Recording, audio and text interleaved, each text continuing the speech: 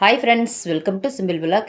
இன்றைக்கி நம்ம சேனலில் வந்து டிஃப்ரெண்ட்டான டேஸ்ட் கொடுக்கக்கூடிய தக்காளி அரைச்சி விட்ட மசாலா கிரேவி தான் எப்படி செய்யலான்னு பார்க்க போகிறோம். பல விதத்தில் தக்காளி கிரேவி வந்து செஞ்சு சாப்பிட்டு பார்த்துருப்பீங்க. இந்த டேஸ்ட்டில் ஒரு தடவை ட்ரை பண்ணி பாருங்கள்.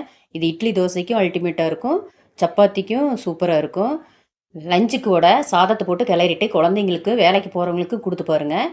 இந்த டேஸ்ட் வந்து கண்டிப்பாக அவங்களுக்கு பிடிக்கும். அடிக்கடி மறுபடியும் இந்த மாதிரி தான் கேட்பாங்க செஞ்சு தர சொல்லி. அதனால் இந்த வீடியோவை முழுமையாக பார்த்துட்டு என்னென்ன பொருள் இந்த மசாலா கிரேவிக்கு சேர்த்துருக்குன்னு பார்த்து நீங்களும் கட்டாயம் செஞ்சு பாருங்கள். வீடியோவை கடைசி வரைக்கும் பாருங்கள். பார்க்குறதுக்கு முன்னால் வீடியோவை லைக் பண்ணுங்கள், சப்ஸ்கிரைப் பண்ணுங்கள். வாங்க வீடியோக்குள்ளே போய் இது எப்படி செய்யலான்னு பார்க்கலாம்.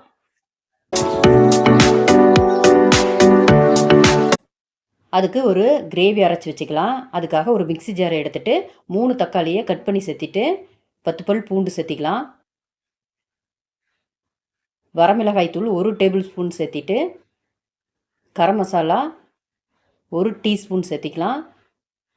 பெருஞ்சீரகம் 1/2 டீஸ்பூன் சேர்த்திட்டு, கொஞ்சமாக கல்லுப்பு சேர்த்தி அரைச்சிட்டு வந்துடலாம்.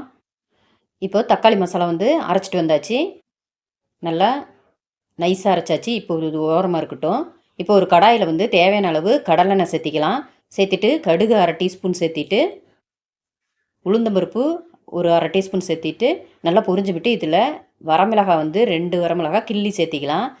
வரமிளகாவை எண்ணெயில் வதக்கிட்டு இதோட ஒரு கைப்பிடி பெரிய வெங்காயம் வந்து பொடி பொடியாக கட் பண்ணி சேர்த்திட்டு நல்லா கண்ணாடி பதத்துக்கு வெங்காயம் வந்து வதக்கிக்கலாம்.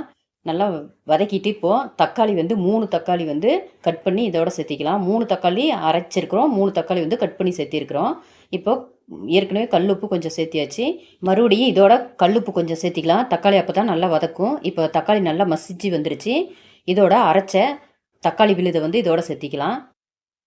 சேர்த்திட்டு நல்லா கலந்து விட்டுக்கலாம். தண்ணி வந்து சேர்க்கக்கூடாது. தண்ணி சேர்க்காம எண்ணெயிலேயே நல்லா குக் பண்ணி வர வேணும். இப்போ ஒரு மூடி போட்டு ஒரு 10 நிமிஷம் குக் பண்ணிக்கலாம். அடிக்கடி மூடி திறந்து கிளறி விட்டுக்கணும், இல்லைன்னா அடி பிடிச்சிரும். இப்போ ஸ்டவ்வை வந்து மீடியமில் வச்சுட்டு மூடி போட்டு இன்னும் கொஞ்சம் நேரம் குக் பண்ணி எடுத்துக்கலாம். இப்போ நல்லா குக்காகி எண்ணெய் பிரிஞ்சு தண்ணியெல்லாம் சுண்டி ரெடி ஆயிடுச்சு. நல்லா கிளறிட்டு இப்போ இதோட மல்லித்தழை தூவிட்டு கருவேப்பிலையும் கிள்ளி சேர்த்திக்கலாம். கடைசியாக கருவேப்பிலையும் மல்லித்தழை போடுறதுனால சூப்பராக இருக்கும் மனம். இப்போ ஸ்டவ்வை ஆஃப் பண்ணிவிட்டு லெமன் வந்து அரைப்பழம் புழிஞ்சு ஊற்றிக்கலாம். எலுமிச்சம்பழம் புழிஞ்சு ஊற்றிட்டு அந்த சூட்டுலேயே நல்லா மிக்ஸ் பண்ணி விட்டுக்கலாம். இப்போது சூப்பரான முறையில் தக்காளி மசாலா கிரேவி ரெடி ஆயிடுச்சு. நீங்கள் இந்த மாதிரி சப்பாத்தி பூரிக்கு செஞ்சு பாருங்கள். சாதத்துக்கும் நல்லாயிருக்கும், இட்லி தோசைக்கும் நல்லாயிருக்கும்.